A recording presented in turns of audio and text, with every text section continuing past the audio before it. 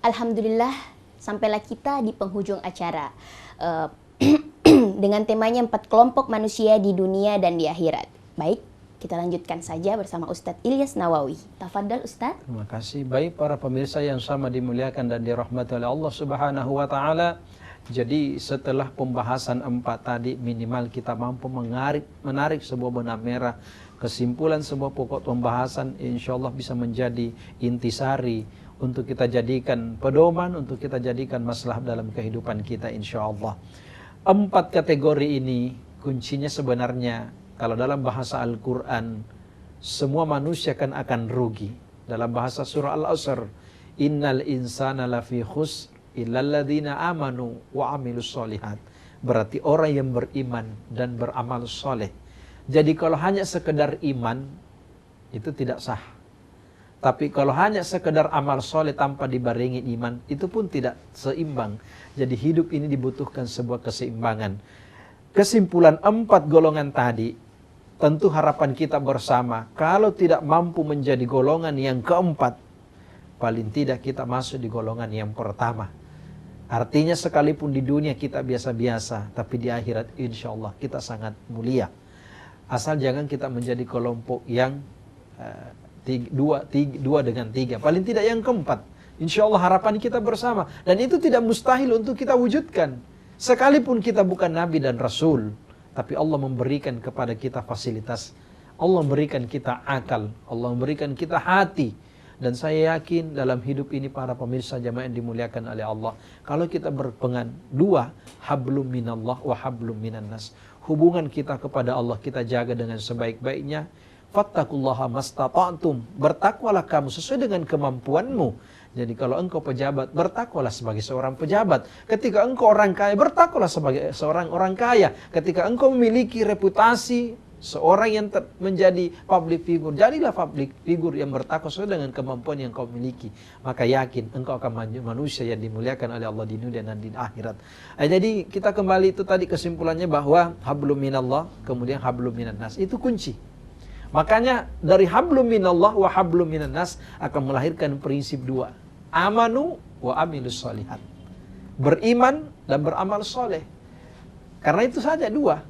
Makanya Allah Subhanahu wa taala dalam Al-Quran, Allah menciptakan cuma 2. Wa min kulli syai'in khalaqna zawjain. Jadi kalau bukan iman, pasti kufur. Jadi amanu, beriman dengan orang yang ingkar. Yang kedua, orang beramal soleh. Saya pikir amal cuma 2. Kalau bukan amal salah, pasti amal soleh. Atau sebaliknya, kalau bukan amal soleh, pasti amal salah. Jadi kuncinya itu saja. Jadi sebenarnya tidak terlalu susah dan repot kalau kita melakukan. Kuncinya terakhir para pemirsa yang dimuliakan oleh Allah, kita sebagai makhluk ciptaan Allah memiliki amanah dan tanggung jawab. Makanya tujuannya kita adalah mengabdi kepada Allah. Hablum minallah. Tapi dari segi tataran realitas sosial, kita adalah makhluk sosial. Berarti hablum minan nas dijaga. Kalau ini terjadi dengan baik, hablum minallah wa hablum minan nas terjaga dengan baik, insya Allah sudah ada 1 poin untuk mendapatkan kemuliaan di dunia dan insya Allah kemuliaan di akhirat. Dan yang kedua dari terakhir itu adalah tentu implementasi dari hubungan hablum minallah itu tentu adalah meningkatkan kualitas keimanan kita. Iman itu menumbuhkan nilai ketakwaan, dan buah dari ketakwaan tentu adalah amal soleh. Dan ketika ini mampu terjadi, insya Allah para pemirsa yang dimuliakan oleh Allah, kita termasuk orang yang bahagia, mendapatkan kemuliaan di dunia, insya Allah kemuliaan di akhirat. Semoga Allah menyertai segala langkah kita dengan kebaikan, dan insya Allah Allah akhirkan kita dengan kebaikan husnul khatimah. Wal afu minkum illa man atallaha biqalbin salim. Mohon maaf atas segala perhatian, terima kasih atas segala perhatian. Mohon maaf atas segala kekurangan, terima kasih atas segala perhatian. Semoga ilmu ini menjadi manfaat untuk kita semua, insya Allah dunia dan akhirat. Amin ya rabbal alamin. Baik pemirsa, itulah tadi penyampaian tausiah dengan Ustadz Nawawi, 4 kelompok manusia di dunia dan di akhirat. Seperti kata Ustadz Nawawi, untuk menjadi 4 golongan tersebut, itu up to you katanya ya Ustadz ya. Terima kasih telah menemani kami di pagi hari ini Ustadz. Jazakallah Ustadz. Saya Wilda Izzatul Yazida dan tim kru Net TV pamit undur diri. Baik, pemirsa di rumah yang dirahmati oleh Allah, jangan lupa saksikan terus Tapari Tausiah Pagi Hari tiap hari Jumat pukul 6 sampai 7 pagi hanya di Net TV. Subhana rabbika rabbil izzati amma yasifun wa salamun alal mursalin walhamdulillahi rabbil alamin. Assalamualaikum warahmatullahi wabarakatuh. Waalaikumsalam warahmatullahi wabarakatuh.